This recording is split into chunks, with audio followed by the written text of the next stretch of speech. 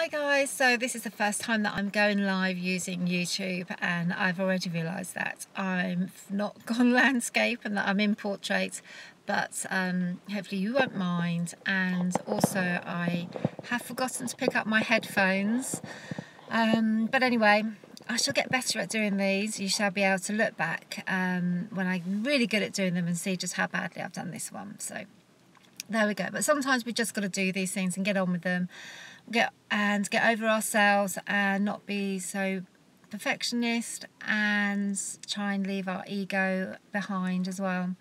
So anyway, this is the Saturday video, and Saturdays I'm trying to be all about news and reviews, sometimes interviews or other things. We'll see how it works out, but that's the plan at the moment.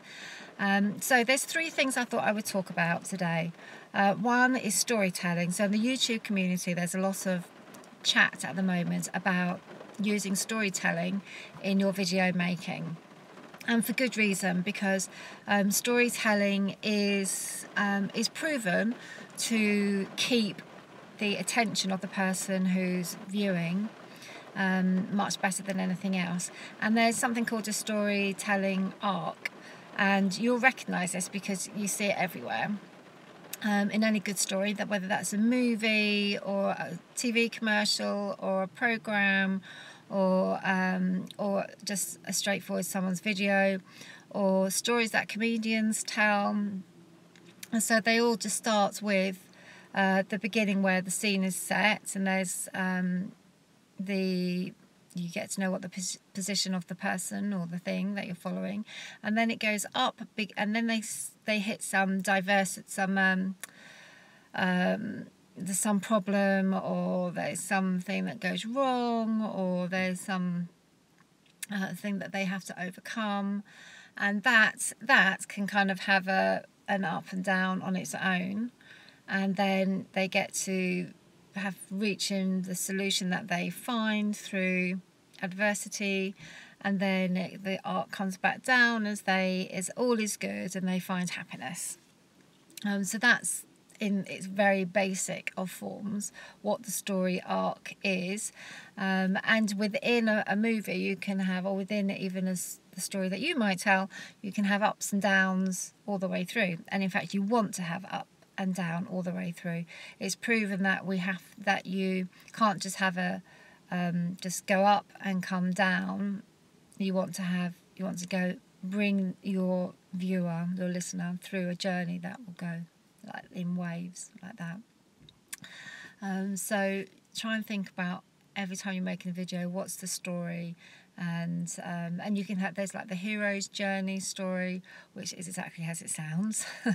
It's like a circle, and the hero starts at the top, and then they have a problem, and then they find their mentor, they find the person that helps them, they hit rock bottom, and then they come through the rock bottom and they come back round into the solutions and becoming good at what that thing is, or getting over it, and then they get back up to the top where they are the hero. So that's a hero's journey. And there's a few other methods for storytelling, but I'll talk you through those in a more constructed video that I'll record for you. So the second thing that I wanted to talk about was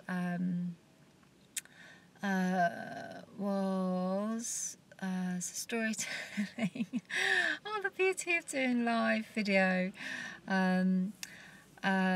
Was also can you tell that I was filming all day yesterday and I'm super tired this morning? One of the things was LinkedIn that I wanted to say. So LinkedIn, now you can upload native video, and the cool thing is that LinkedIn is prioritising in the feed. So the same stuff that I'm sure, from Facebook is migrating over to LinkedIn. So the feed that you see is being chosen for you based on your interests and your interaction and the way that you use LinkedIn, and so that prioritising, if you've uploaded native video rather than shared or put in a link to your YouTube video, for example. In fact, for LinkedIn, you'll see better results if you actually upload the video natively to that platform. So that's a very cool thing. Do that. And the last thing that I wanted to talk about was attention spans, because it really wasn't that long ago where you thought the first 10 to 15 seconds of your video was enough, you had that time to keep your audience, but now it is increasingly getting shorter. And even 3 seconds, if you don't hit your viewer with something in that first 3 seconds that is going to keep them interested, then you run the problem of losing them. They can flick on and flick off. And that's a trend that has been growing since the internet started. And I listened to an interesting podcast yesterday where they were talking about how people used to find commercials or television commercials of interest, so they would listen to them, because in the 60s, 70s, 80s, most of the 90s really, you didn't have in fact, yes, in the 90s, you didn't have any other real means of getting that information quickly, so you'd listen to the commercials to actually learn. And then with the birth of the internet, and as that technology has progressed and we've all got smartphones and everything in our smartphones that we could ever want to find out, our attention spans are reducing because of that. So now when we have commercial breaks, we just want to skip forward, or we go do something else, because our mentality is, well, if I want to find out about that, I'm just going to Google it, so I don't need to watch this commercial. So the way that commercials have been constructed now are also having to change. But that all of this contributes towards, and the music industry, again, there was a study made that showed how the composition of music has changed. So whereas I forget what the statistic was now, the amount of time, not the statistic, but the average time that the beginning of a piece of music would take to get into the music, like the introduction, used to be far longer. I don't know, maybe a minute, let's say, and now it's only a few seconds before you get right into the music, because we don't have the patience or the attention span to sit and listen and allow ourselves to appreciate that something is coming. We just now, in a culture where we want immediate gratification, and we can see that everywhere. We just want things instantly. We want to find out about something, we search immediately on our phones. We want to know an answer from someone or a friend. We text and we expect an immediate response from them. There's no longer this ability to wait around. We're just in a culture now where we want things instantly. And so when we're making our videos, we've got to make sure that we are not wasting that really important time right at the beginning of the video. So don't put your logo at the beginning. Don't even have a slow build up unless you are very talented in creating some kind of anticipation and you're a filmmaker and you know what those techniques are. But for the majority of us, we just need to get right in there and say, this is what the video is going to be about, instead of building up some kind of logo and this is me and this is how I can help you.